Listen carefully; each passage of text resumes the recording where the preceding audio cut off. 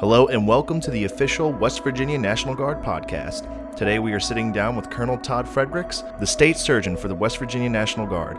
For everything with the West Virginia National Guard and the great state of West Virginia, be sure to follow us on our social media links, and thank you for tuning in. Enjoy. Doc, if you wouldn't mind, go ahead and give us your name and your information and your title and what you do for the West Virginia National Guard and what you do on the civilian side.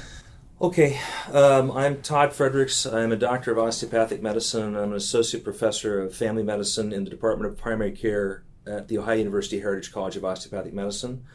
I'm a tenured research physician. My focus on research is veterans healthcare communication, how we improve the understanding of civilian providers when it comes to caring for veterans. In the military, my role is as the state surgeon, the chief medical officer on the Army side of the National Guard, and I generally oversee the well-being of about 4,000 soldiers in terms of, in normal times, of readiness and immunizations and shots, and for those people who are ill or injured, whether or not they can stay in the Army or have to leave. And so normally I'm a lot of an administrator. I sign a lot of paperwork. Mm-hmm. Yeah. But now that role's shifted. Yeah. Now I have a really cool title. Which is what? I'm the Joint Surgeon. The Joint Surgeon. Yes, Kermit's the FEO. He's the public health educational officer. So Kermit's like the tactical operational doctor. I'm like the strategic doctor, I guess. Gotcha. Yeah. So can you maybe explain what we're doing so far? We've really been ramping up efforts here in the last probably 12 days or so from a West Virginia National Guard perspective. But can you give our audience a little bit of an understanding of what that's looked like from the medical perspective? Well, it's not just medical because it's a joint effort, right? So the role of the National Guard is, in times of national emergency, is to basically serve the governor at his bequest, right? And say, the governor has a need, and this is the need. So we have the need, and the need is protect the people of the state of West Virginia from this thing, SARS-CoV-2. People know it popular as COVID-19. That's actually the disease, but we'll just call it COVID-19 for general. And our job is to do the best we can to help support the public agencies and the people of West Virginia in battling this disease. And there's two things. You want to know how I see that strategically? Yes. There's two phases to that, Holly. There's sick care and there's health care. Okay? The hospitals do sick care. Well, let's do health care first because that's easy. That's what most of the people are having to deal with. Health care is keeping people healthy. So social distancing, hygiene. As we talk about this, we have Clorox wet wipes sitting on the desk here, and I wipe the phone down, I wipe my hands down, I wiped everything down. So I'm doing health care, keeping us from getting sick. I want to put a shout out to the Southridge Walmart people because they put a nice queue up that keeps people distanced as they go into Walmart. It also controls the flow, makes it easier for people to wipe things down and not be in a rush to go get toilet paper. I have to remind people that the toilet paper factories, the Lysol factories, and the Clorox factories did not explode. They're still making that stuff, and there's going to be plenty of it. But controlling the distribution so everybody gets enough is important. That's part of healthcare. So we talked about social distancing, hygiene. We talked about employers knowing how to properly employ their workforce to keep them healthy while they're building our bridges. They're still doing that, while they're driving their trucks, while they're getting things moved around. That's the healthcare piece. So the West Virginia Guard is putting that stuff out. This is how you stay healthy. This is how you avoid getting sick in the first place. Food to children, right? We don't want people going out desperately looking for food if we can help do that. So part of the healthcare piece is West Virginia Guardsmen working in conjunction with public officials to distribute meals to school children, making sure that they just come to their bus stop. They don't have to go far away to get food. Healthcare. Okay. One of many efforts. Sick care. The sick care is our hospital structure, our clinics. How do we support them, right? Our logisticians, the supply people, are moving thousands and thousands of pieces of equipment and trying to make sure that those pieces of equipment go to the right place at the right time so that not any one place has a ton of it they can't all use and another place has none of it. It's balancing that load out appropriately so that the sick care operations can occur. And that's the PAPR masks you hear about. That's the N95s. That's the gowns. That's even the simple masks that people are making at home. There's a whole effort to design those properly, and our folks like at the Rigger Shop and the Aviation Life Support shops that have sewing machines, sewing those pieces of equipment that go to a very specific spot that's really important, but it's not the hospital, right? It's a different spot. And logisticians in the West Virginia Guard are figuring out how to get it to the right place at the right time. So when we talk about sick care and health care, one of the things that people have really been highlighting is the flattening of the curve. So can you explain why that is so critical for us to flatten the curve here, not only in West Virginia, but across the nation, across the world? Okay, so that's principally to avoid crashing the healthcare system, which people who know me know that I'm Eeyore. I will take anything and I will say it's awful. This is why it's wrong. This is terrible, right? Which is oftentimes why I'm not invited to parties. So, because I'm a downer, okay? I'm going to say that will never work.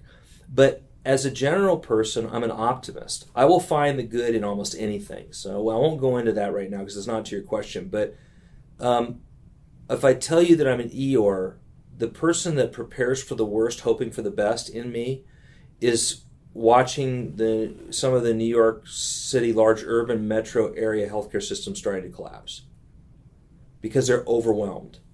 They're inundated. That is when you hear, say, Dr. Slimp or Dr. Marsh or Dr. Acton in Ohio, if you're listening to this in Ohio, because a lot of us live over the river back and forth. What you're hearing them say is trying to reduce the number of people that end up having to go to the emergency room for serious illness by really emphasizing healthcare, hygiene, social distancing, those things, proper management of your food, right? Is that packaging contaminated? What are the reasonable ways of cleaning things from the store so we don't get sick from that? So they don't end up in the sick care system and making the sick care system have to work harder. Those hospitals and clinics that are trying desperately to deal with people that are positive or have severe respiratory problems. That's that flattening the curve. The more people that do the healthcare, the less people get sick enough that they have to go to the hospital and ultimately may end up using those ventilators that we need so badly and the resources that the hospitals have. Does that answer your question, Holly? It does. It does. And so we're in West Virginia. We're about 12 or so days into really pushing for the social distancing. Yes. We just had the stay-at-home order recently, implementing a lot of these hygiene practices. Yes, I like them all. Yes, they're great. But, so we're coming up on a weekend. We're starting to get into a battle rhythm here in the West Virginia National Guard. I think so. What is the key message that we want to drive home to people, not only in the West Virginia Guard, but across the state of West Virginia as we move forward? Do more. Do more. Do more. Do more. More is more. More is better, right? Stay home. Stay home.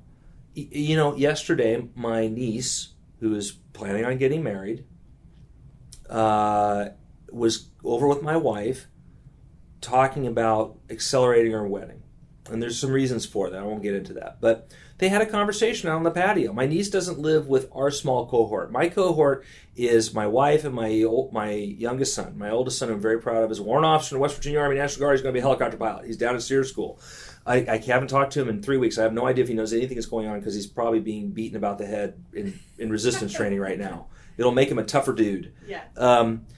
But my cohort is 3 people, and we're very cautious about who we interact with. But we had an interaction yesterday with my niece, who's like an adopted daughter to me.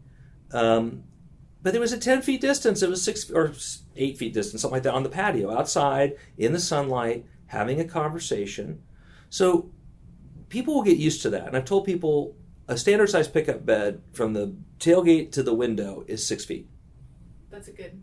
Right? So most people know what a pickup looks like in West Virginia. Absolutely. Think about what the pickup bed distance is, and if you stay that far apart from people, you're really going to reduce your risk of cross-contamination and getting each other sick. That means you can go out in your yard. The weather's getting better. You could open your garage door and sit in the garage if it's raining and have a nice chat and keep up with one another, and you'll be good. It won't be great, not like you always wanted it. You can't go hug Aunt May or Mama or Papa, but you can go out and you can have a nice conversation and not feel like you're completely in a cave. Absolutely. We've been referring to it at my house as the Romeo and Juliet conversation since we have the balcony? A balcony porch, and if we want to have friends over, we'll just chat like Romeo and Juliet would have. And you know, that's not unlike it used to be. People used to go sit on their front porches all the time, right? Some of us still do that. We have front porches. A lot of people don't have front porches, but neighbors would come over and they'd sit on one side of the front porch. You can have a nice conversation across the front porch. You can be 10 feet, 12 feet away from each other and still talk to each other.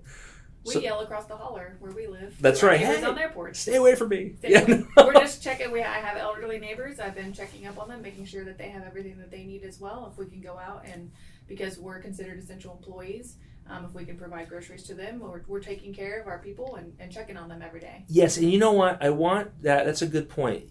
I want people to think about not shaming folks now that are coming out with lots of bulk goods out of Sam's. Some of them may be shopping for family members or elderly, okay? Absolutely. So if you see someone coming out with 8 carts of toilet paper, that's probably a hoarder. But if you see someone coming out with 3 or 4 packages of toilet paper and some staple foods and that kind of thing, they may actually be shopping for neighbors and friends. And so try to be kind to them, because I've heard these stories on social media where people are being yelled at and they don't realize that it might be someone that's shopping for 3 or 4 families. And that's actually a good practice. If we could do that, where you get a grocery list and you go in for what you need, and that's it, and you put it all together and then you go distribute it, that's less social contact. Absolutely. And I think that's just a great underlying message in general, is just be kind to one another. We're pretty good at that in West Virginia. We are. I wholeheartedly agree. In West Virginia, we are the perfect population for taking care of one another and being kind and generous. It's funny when I listen to the briefings in the morning, because I call in a lot of times. So my home is about 2 hours from where I'm at now, and so I have to get on the road. So I'm on the phone listening, and then if I get there, I listen to the brief, or if I listen to the brief, I hear a bunch of rough men with Appalachian drawls who are talking about making sure school kids get fed.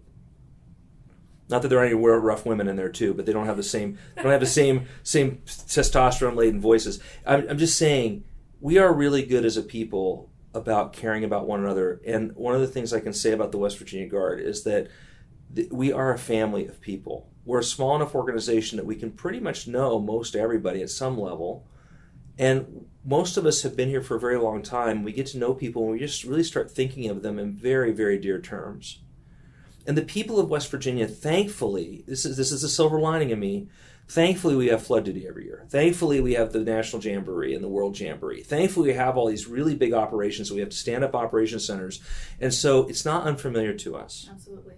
We can roll in and say, okay, it's a different problem, but we kind of know who does what, and we'll figure it out, and we're going to get mad at each other, but we're all family at the end of the day, so we'll figure that out, and we'll work through it. And I think that we're probably in some ways a little better off than some other National Guards. I think so too. Because of our relationships. We have seen a lot of that too, because of all of the state duties that we've done in the past. And yes. Those relationships are already established. We know who to call in what county. And that's the best thing about the National Guard, is that all of our service members live here. And if they don't live here, they live across the border, whether it's in Kentucky or Virginia or Ohio. But they're here to take care of one another. And that's just the phenomenal thing about being in the National Guard in general, is we are getting the opportunity right now to do what we signed up for, which is take care of our state and our people. I also think, because I have, you and I both have a view that maybe some soldiers don't have. We have leadership that is not afraid to think outside the box. Absolutely. And we have leadership that is not afraid to empower us to take risk, right? Go do this, make this happen, come up with good ideas, and then they'll listen. I feel that way. And we got to be careful about how much information we give back to them. But in general, I feel very, very fortunate that I work in an organization where I have a senior leader and leaders that basically come in and say, we're going to look at this problem from a different way. And we're going to figure it out. For instance, TAG's approach to looking, where are we going to be at in 4 months? Where are we going to be at in 6 months? We're already planning that. Like, how do we make sure that we're ahead of this game continuously to reduce the amount of deaths, to be more responsive, to help the public, the citizens, and the government of West Virginia do as well as it can do? That's a really cool thing to be part of an organization like that. It is. It's inspiring every day to come to work. And even though this is one of the, I'm sure for you, it's one of the most unprecedented things we've ever done, because it's an unprecedented event in our lifetime. We've never faced anything like this before. But to come to work every day and know that there are all of these people who are up every hour of the day and the night, putting in effort, looking for outside of the box solutions to problems that we're facing in our state that maybe could even be pushed through the national level. I mean, it's wonderful. You have segued nicely into a good point. You're a good interviewer. So here's the deal. People may see some change in pace, but it's necessary. we talked about sick care and healthcare. Now we need to talk about marathons and sprints. When a flood comes, the flood comes in 24 to 48 hours, maybe longer than that as waters rise further downstream. But generally speaking, the biggest impact is felt within a week. And then we got to start digging people out. We got to get their drywall down. We got to get their houses taken out. We got to get them into shelter. Recovery operations. That is a sprint. This is a marathon. Mm-hmm. And because it's a marathon, I can't remember when I came on state active duty. It's probably been at least 7 or 8 days. And of course, I was working on it. I was getting an email at the beginning of the month. I was at a conference out in Vegas on the 3rd of March. And so here we are on the 26th or 26th? 26th? 27th? So I have been working on this problem now for 24 days. Every day. I leave, we finish up in our joint working group chats, and I still am looking at things. I'm gathering data. I'm trying to get metrics. I'm trying to think about it. And it goes from 5 a.m. or 4 a.m. in the morning when I wake up until I fall asleep on the couch at 9 or 10 o'clock at night, and then we start it all over again. And then we're dreaming about it. And our spouses are seeing it. Those of us who are asymmetric, unlike you, who have a spouse that's also in the military, but my wife is not in the military. She's a military wife, even though she runs our house like she's the commander, and she is. It's taking a toll on our families. Everybody here is working 12, 16-hour days, thinking, moving, working, trying to coordinate. And it is important that we start slowing that pace down so it's sustainable. And that's why it's important that people think about the marathon. We need to get work done. We need to do it smartly, though. It's better that we come up with a really good solution that takes us 2 days to arrive at than a bad solution that takes us an hour to arrive at. Absolutely. Because it really wastes our energy. And we need to be thoughtful about that as leaders, as organizers, first-line supervisors, that you need to manage your workforce. You need to think about, I need a really good solution, and if it gets to me in 48 hours, now this is, if the adjutant general says I want an answer in an hour, that's a different situation. But if we're working on a project, we have 2 days or 3 days to get it right. We do not want to put together bad work. We want to. It's not good if it's fast, if it's bad. It's got to be good. So slow is smooth, smooth is fast. That's right. And we're getting into a good operational rhythm here too, a good battle rhythm, yes, as we would call it. And we're seeing that across the state now as we go into what we would consider sustained operations. So we're pushing out information every day. We're gathering new facts. We are trying to map out where we think this thing's going to go. And we know that we're not even at the worst part of it yet. No. Can you talk about that maybe? Yeah, I hesitate. I would just close that last little bit with a 70% solution. As a planner, I tell the teams I work with, I just need in the first round, I need a 70% solution. It's not, let's say the piece of equipment isn't pretty. It's not perfect. Americans like to make things pretty and perfect. Our engineers are really good at that. But it's not necessary right now. We need a 70% solution.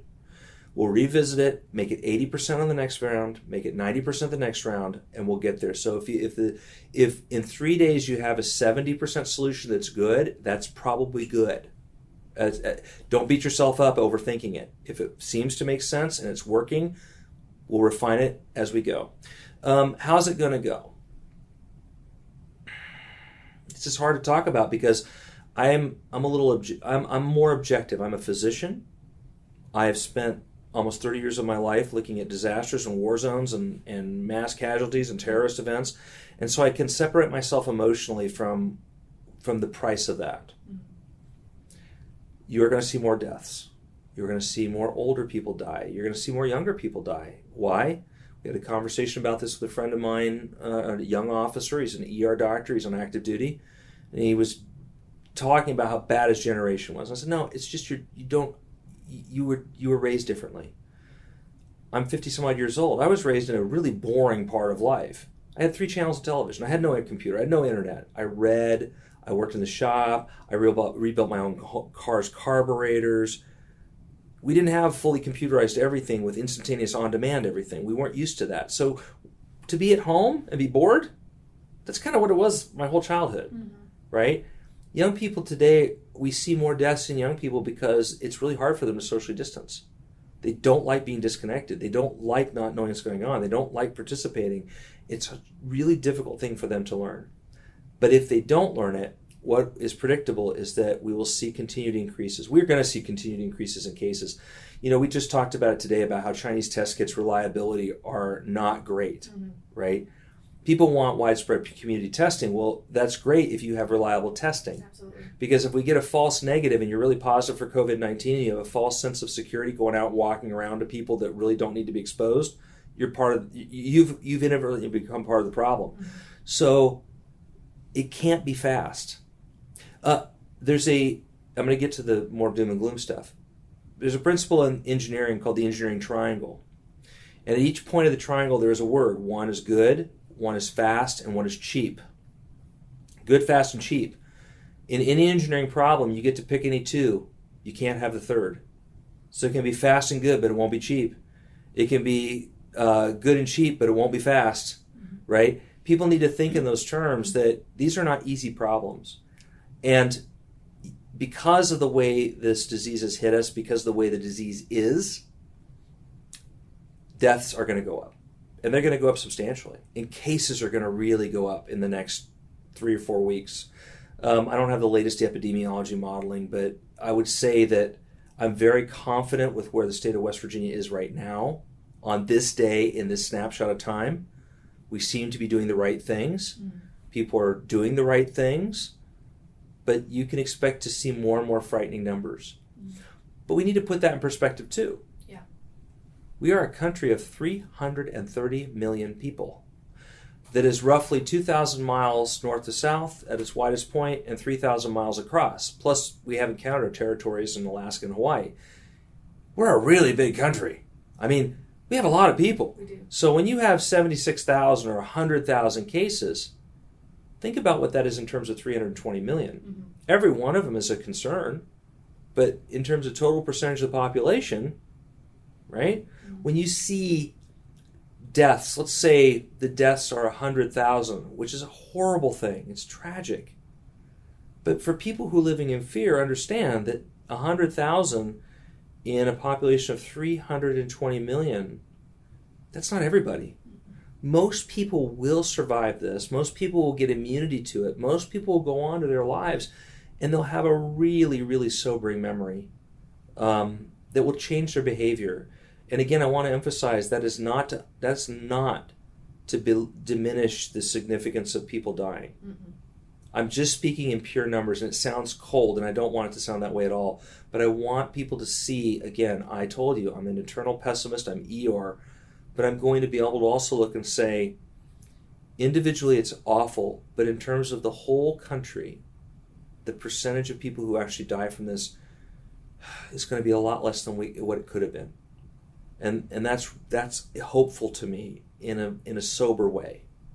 And the way that we keep those numbers down, even more so, is by implementing and following through on the guidelines that have already been established. Healthcare. Social distancing. Hygiene. Minimizing your contact with groups. Staying within your own group. Staying home if you're sick. Don't go to the emergency room. Don't go to the emergency room. Oh, by the way, the emergency rooms are conspicuously empty.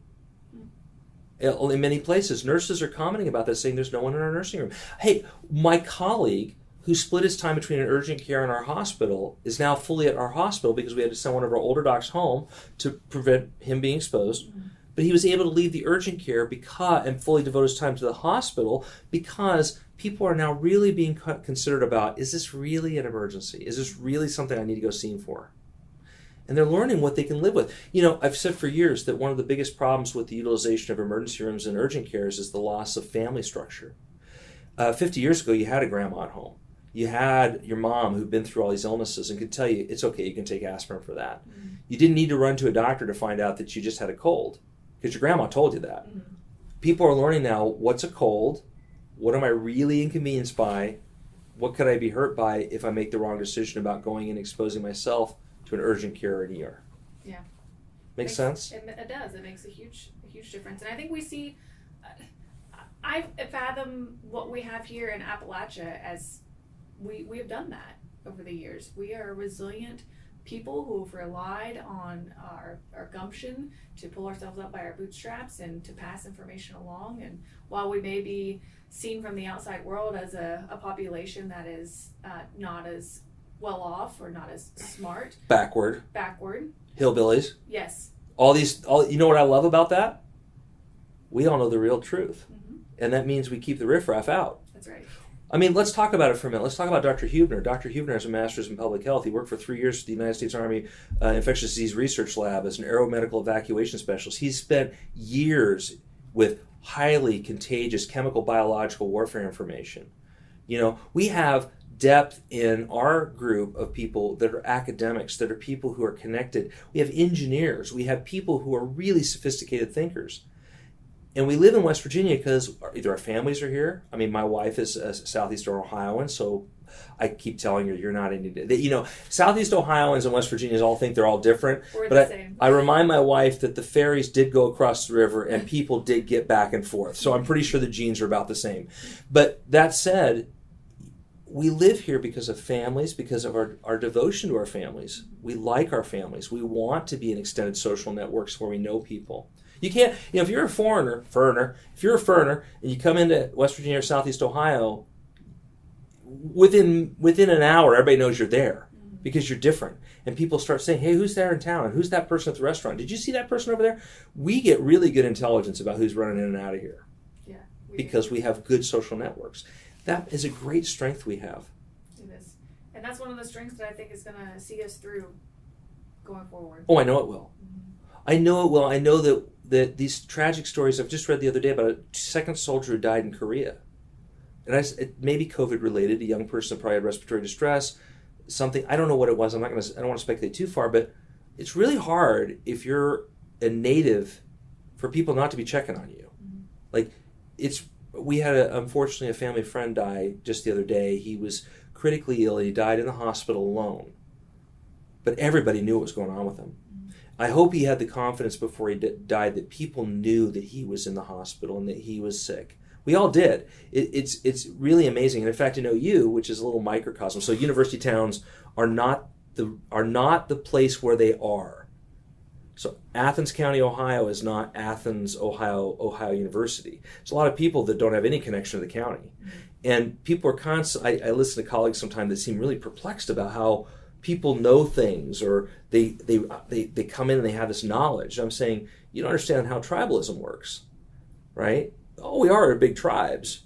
Well, everybody in the tribe knows what's going on because we have the so-called jungle telegraph. We communicate. That's our mode. That's our principal mode of getting by, is making sure we're touching base with people. The pop-in. Do you have pop-ins at your house? Mm-hmm. You know pop-ins when your mother-in-law shows up when you're getting out of the shower, you don't even know she's in your house? Yes, when I lived in Ohio, we had that. Pop-ins, right? So I detest pop-ins because I grew up in California. California, you don't even know your neighbor. All your friends live 10 miles away because you're afraid of your neighbor, right? Especially in Southeast Ohio, no one has any fences.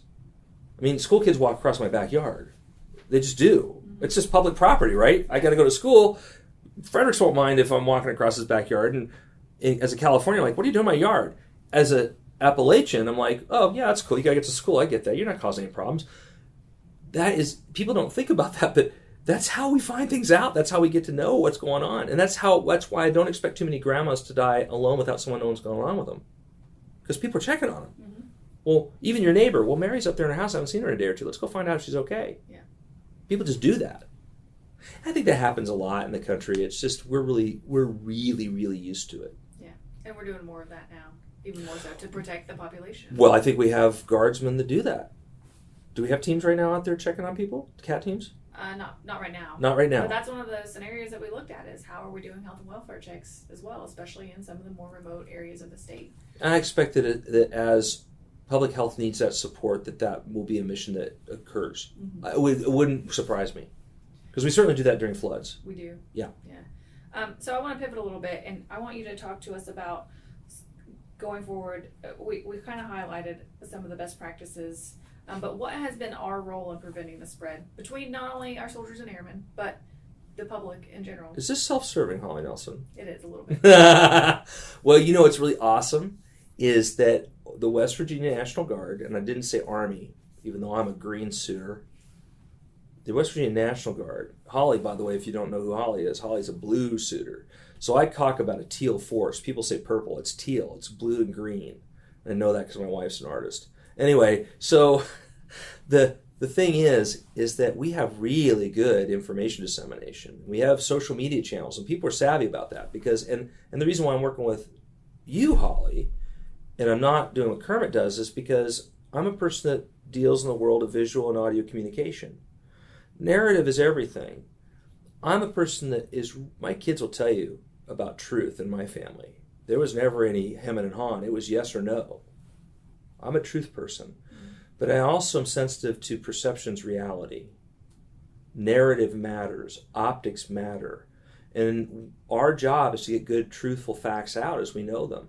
And I think Public Affairs does a really good job with that, with the West Virginia Facebook page, with Twitter feeds, with Instagram, with this sort of networking of social media and other opportunities that we have to do our part to give people proper information. And the nice thing in West Virginia is I think most West Virginians, when they see someone in uniform, are pretty happy about that. Yeah.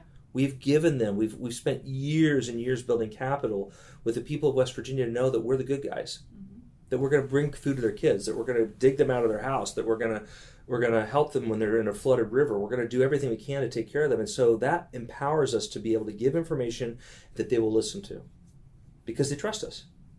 And it's a powerful burden on us to make sure we don't ever lose that trust. Absolutely.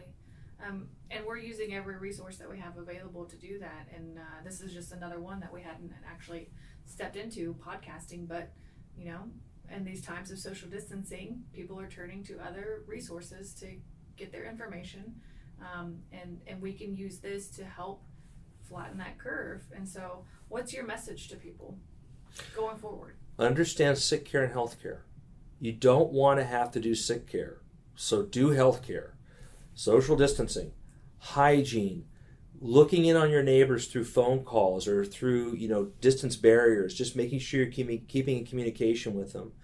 Thinking about your symptoms, understanding what really severe symptoms are so you don't run to the emergency room before you're ready to. And I would advise people to do this. If you are really sick and you need help, call the paramedics, 911, and say, I have a problem breathing. I'm having respiratory problems. Because that'll help our first responders to properly prepare for that run, minimize their use of PPE or make it more efficient so they know they're dealing with a person that you might possibly be infected with and have COVID-19. That'll protect our first responders so they can continue to work and do good for other people. It'll also help let our ER people know what's coming in so they can be protected and start caring for people better. What I'm really concerned about is I think the number is about 30%. In 1918, 30% of healthcare providers and first responders died. Full stop. Died. We don't want that to happen. We want to protect those people so that we have the capacity to keep taking care of folks as they get ill. As we flatten that curve, it means that we'll have more cases longer, but we'll have them at a rate that we can manage and take good care of them. And that all comes from when you go to Walmart, you don't yell at the people, or the Sam's Club, you don't yell at the people who are telling you to get your wipe out and wipe your shopping cart, and that you have to wait a few minutes for some more people to come out. That's all part of it. Social distancing and making sure that things are flowing and that we're not hoarding things, but we're sharing, and we're doing those things in the proper way. Do you know what I hope if people listen to this that I really need? What's that? If anybody knows of a researcher, people have heard about this, how long SARS-CoV-2 lasts on surfaces like cardboard, etc. What we don't know is how long it lasts on those surfaces when exposed to direct sunlight. Because sunlight is a good sterilizer. It has UV radiation. What I really want to know is be able to put out information saying, how long should you leave your perishable groceries outside in the sun to know that they're pretty well sterilized? I don't have that knowledge yet. Because that's another way that when you go your shopping, you can protect your home without using up all your Lysol if you don't have to. If I lay my packaging out in the sun, and then I go out and I flip it over so everything gets bathed in sunlight for X amount of hours, that makes it safe. I'd really like to have that piece of information. Because then the perishable stuff like the cheese and the milk and that sort of stuff that I really can't leave out, I can use my wet wipes and my Clorox for that because that needs to be put away and cleaned up and refrigerated. I think that's another thing, Holly, and I think about is let's find some really good guidelines about if you have something in cardboard. I gave you that video the other day, and I think it's good stuff. The doctor out of Michigan, don't know if you're going to link to it, but the doctor out of Michigan shows people how to properly separate their groceries and keep the demand on sterilization at a minimum. I think it's also good that we push general guidelines as we have good research of saying, for instance, right now in my garage at home, the cereal boxes are sitting out in the garage. Because on cardboard, I think the current guidelines is 24. I thought it was 72, but I don't want to misquote, but I think it's 24 hours that SARS-CoV can last on cardboard. Well, if I leave it out there for 3 days, the cereal doesn't go bad, but it's not in my house. And then I can go out, appropriately do my thing and just keep people at home safe. Gotcha. And I want some guidelines for mail, too. I think a lot of us right now are spraying down our mail with Lysol. We're laying it out. My mother and father are out in Utah in Salt Lake. They're taking their gloves, they're going out with a plastic bag, taking their mail and putting it in the bag, then they take it out and they lay it out on the porch, and Dad just sorts out the junk mail in the trash right away with his gloves on. And then what's left, he usually hits it with some Lysol, waits a while, flips it over, hits it with some Lysol until it all dries, and then he comes and brings it in home. I'd love to have these guidelines developed so that the next time this happens, we can just put that out. This is what you do. Yeah, I think those are all things that we're going to continue to want to think through as we see the effects on all of society. How do we handle our mail? How do we handle our groceries? For us, for service members, like if you're still out working, what do you need to do when you come home?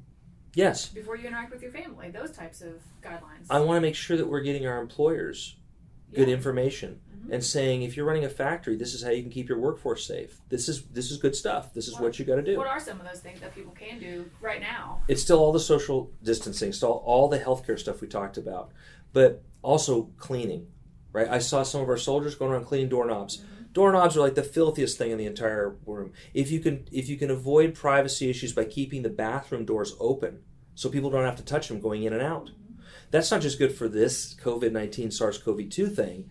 It's also good for just pathogens and bacteria that people get on their hands when they don't properly wash, right? Because you touch that doorknob. Those types of things that help an employer keep his factory force working, knowing that they're safe when they're at work, and can keep that going. I think the social hygiene. I'm thinking about truck driving because we talk a lot about supply chain logistics. Getting stuff across the country from suppliers overseas that are coming from ports in the West, on the Pacific, or in the Atlantic.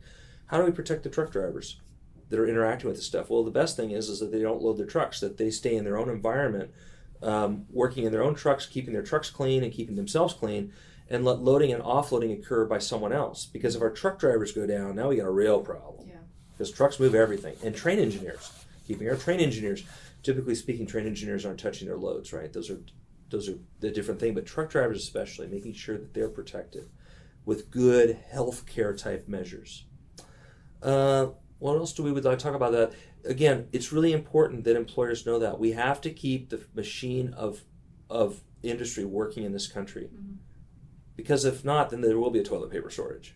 Exactly. And I've got one today, and I'm hoping I can find some at Sam's today. Yeah. I just need to go buy one package. That's all. I just need one. I just need one. And a box of Clorox wet wipes and some Lysol. That's all I need. Who's willing to share? And that's just reiterating that there's no need to hoard supplies right now. No. I think Kimberly Clark is still making toilet paper. Yes. Or whoever, Charmin, whoever. I don't want to say a brand. Just the toilet people are making toilet paper. And nobody's shutting down the availability of going to the grocery store. We're just saying don't go shop. Go get what you need. I saw that message this morning from Camp Humphreys. In Korea. Where the commander was out there telling people at the commissary with good social distancing, we're limiting the amount of people that are going into the store at one time, but don't go in there and shop. You just go, know in your mind what it is that you need, get it, and then go out, go back home. We don't need to be meandering about looking for stuff. Sunday afternoon shopping at the Lowe's or shopping at Target. Get what you need and go back home. It's also, think about this too. This is a silver lining to me. This country is a country that has embraced debt for a very long time. I think some months ago I looked at what the average home savings is, and it's not good. And I know that my buying habits have changed just myself, and I'm one of those working people right now. We go with lists. We go with targeted lists. And that will give us better discipline in our families about how to manage our budgets. That'll make us stronger and independently more resilient when we have the extra that we need to put into savings over time. This is a national security issue, right? Healthy families are a national security issue. Domestic manufacturing is a national security issue. How we budget our home management is a national security issue because every little bit helps and takes less strain off of the bigger things in the country that have to occur. That's as much as I'll say about it because I'm not a politician. We have a 2-star that is a politician. That's his job, is to interact with politics. So it's bad for me to go down that rabbit hole when we have someone whose job is to interact with politicians. I'm just saying a silver lining is it's going to make us rethink what we need when we need it. I know that at the end of this, Americans are going to really be thinking about civil defense. Into fall, people will start thinking, well, how do I get my pantry ready? Do I have 4 weeks of food? That's really great because now when something happens, you're like, great, I'm good. I can chill out for a little while. I get my list together. That's really good. I'm prepared. And oh, by the way, when people hoard, it makes people go out and look for stuff. We don't want them having to do that. We don't want them to go down the neighborhood and say, do you have a roll of toilet paper? I really need it because that's more contact that's unnecessary. More decon. Someone hands you toilet paper, you have to now handle that toilet paper yourself, and now there's a contact possibility. So by sharing and by making sure that, hey, we can get down there, especially these stores that have been great about letting the elderly shop in the morning. It's awesome. Now grandma doesn't have to go without. Because grandma, that generation isn't going to hoard. I can tell you that right now. The Depression, World War II people are not hoarding. They are so used to rationing in their childhoods. That was burned into their brains. They're going to get what they need, and they're going to leave for everybody else. So these people that you see, man, it makes me furious. I wish there was a way to publicly shame them. Because sharing is important. It is. Yeah. We all got to be looking out for one another, and we can't do that when we're hoarding items. No, we cannot. At the grocery store. And it may hurt grandma. It may. Or grandpa. So one of the things I wanted to hit on is the health of the force that we're doing and how people can implement that outside of what the National Guard has proposed. And that's just the basics of, I would say, it boils down to taking care of one another and looking out and asking the questions. How are you feeling? Have you been in contact with anybody? Check your temperature. Do you have a fever? Do you have a cough? So those symptoms, we're looking out for those types of things. Yes. And we're turning people away in order to protect the force that we have here. Yes. But we got to be careful. We're not turning people away. We're asking them to go home. And if they're talking their first-line supervisors, they can, in many cases, work from home and be part of the effort here. We're just being very cautious about how much we commingle because we're used to commingling. We're used to being within a few feet of each other and having nice conversations. It's not turning them away. It's saying, look, right now, we got to keep you at home and call your leadership, let them know what you're doing, let them know how you are, give them update status if you can every day. And when we have a tasker, if you have a special set of skills, tell us and we'll try to task you with it. We have people coming back from Poland right now. Did you know that? You did. One of the people coming back from Poland was a senior ranking medical officer in Poland. She's going to be working from home as she self-quarantines and helping us with some projects. So she's working, but safely away, where she can be of a benefit, but still not put her family or us here in this group at risk. Absolutely. And that's an important thing for employers, right? Reevaluating what can be done by telework. Trust your people. Most people are pretty devoted to their jobs.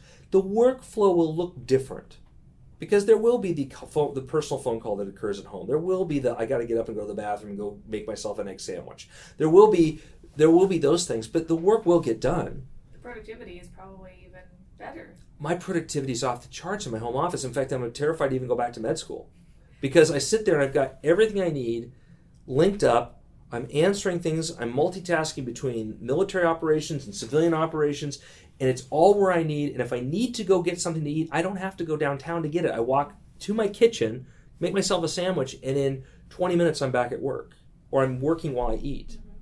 That goes to a bigger thing of the marathon. We need to get more into, hey, okay, I'm going to go get some takeout, and I'm going to go do that. But yeah, we probably are more productive right now. Because guess what? Except for those of us who have small children at home who are navigating this unprecedented time. But we're making it work. I also have the luxury of attending the general's brief in my my flannel American flag pajamas. And I'm still cool because my brain doesn't have to dress up to go to work. That's right. At the tag, here's this, General, you know that I'm doing the best I can. But yes, I find we're all doing the best we can right find now. myself very productive when I'm wearing my pajamas and a comfortable T-shirt, working on these things and talking to engineers and talking to other people, and it's okay because I don't have a public presence with them, so they don't know what I look like. That's right. Right?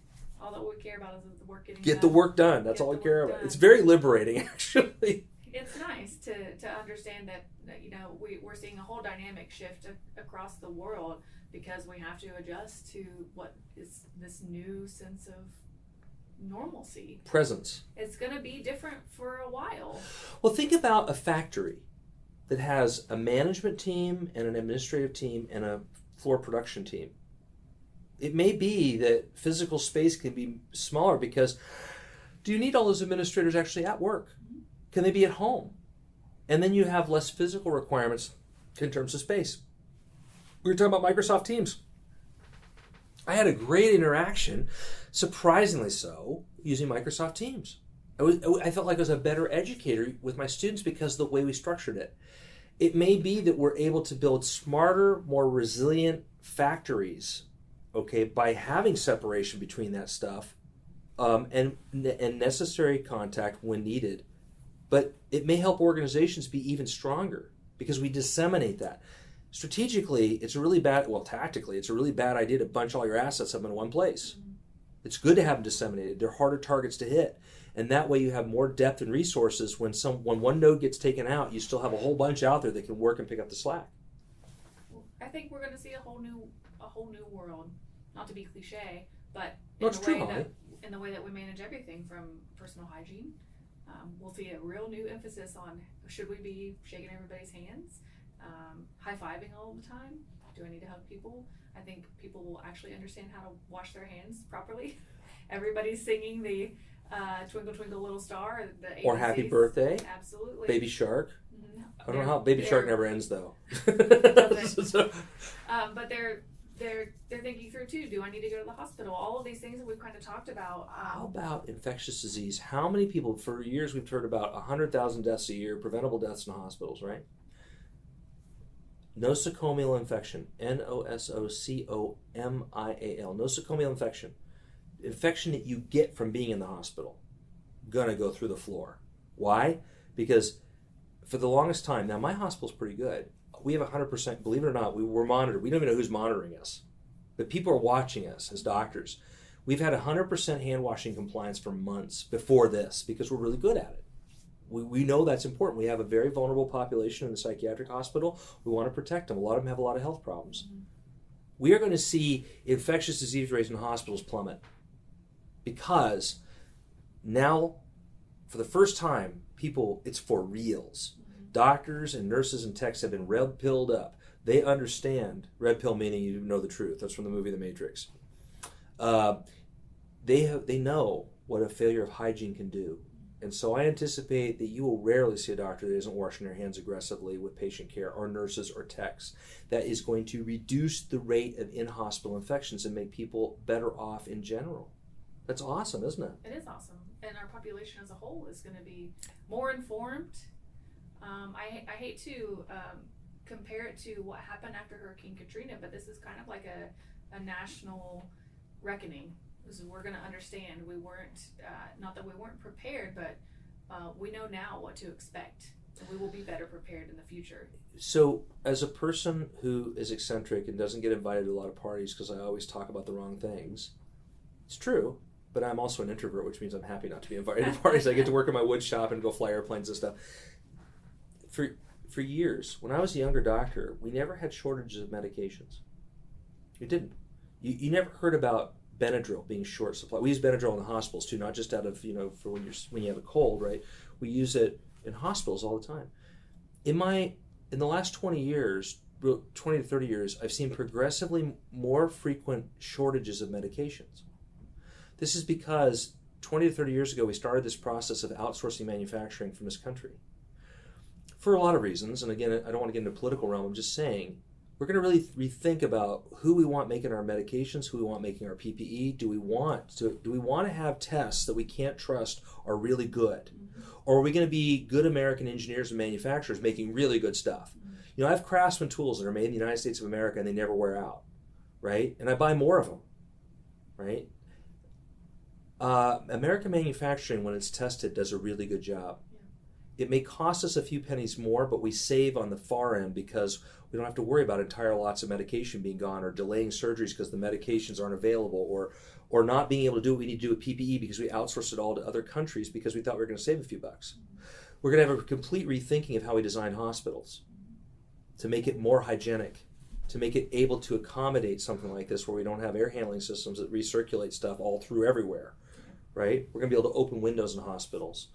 I've talked about this till I'm blue in the face, but it's finally time. I've been talking about this for years. It doesn't make sense how we do things, and now people are listening. And this is the time we start making plans to do the right thing.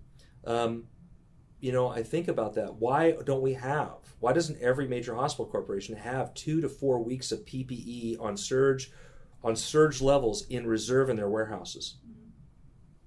We will. I bet we will. I'll bet we will now, right? Across the nation. The other day, I was listening to someone tell me about a story of someone, a hospital administrator, talk about how PPE was walking. Yeah, I've heard that too. I'm not going to mention any names. Someone can dig it up if they want to. It's not my place. But I'll bet you people get a real good control about who gets distributed what. Supply chain management, inventory control, right? It's not that you can't have it, but do you need to have it? And if you have it, I know you have it. So that people can't just walk off, again, not sharing. I'm going to take it for mine. No, that's not going to happen. Or we're going to try to make a profit. Oh, yeah. Like the hand sanitizer dude that bought the 17,000 gallons of hand sanitizer, whatever it was. Yeah. What do you think, Holly? I think we're good. So what's our way forward? Our way forward is to be good people. I have a Mr. Rogers bobblehead on my desk at work. So one thing I want people to do as part of healthcare, and this is serious, this is dead serious, okay? And it's not just eccentric Dr. Fredricks talking. I want you to go watch It's a Beautiful Day in the Neighborhood. And I want you to think about who Mr. Rogers was. What Fred Rogers embraced as an individual, about truly caring about other people. I'm going to cry because it's so touching to me. And as my wife and I were watching that film, she kept saying that's just the way he was in his show. Tom Hanks did a brilliant job with that, by the way.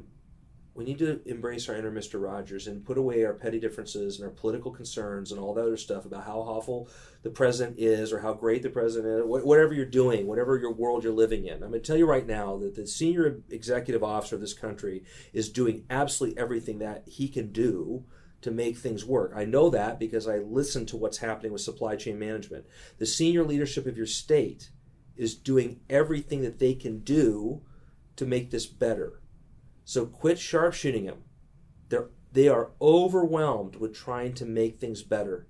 And when they say a word that doesn't come off right or offend sensibilities, you need to embrace your inner Mr. Rogers and say, that's a person working with extraordinary circumstances, trying to do the best that they can. And just because I don't like hearing what they have to say doesn't mean they're not in the background doing everything that needs to be done. Embrace your inner Mr. Rogers.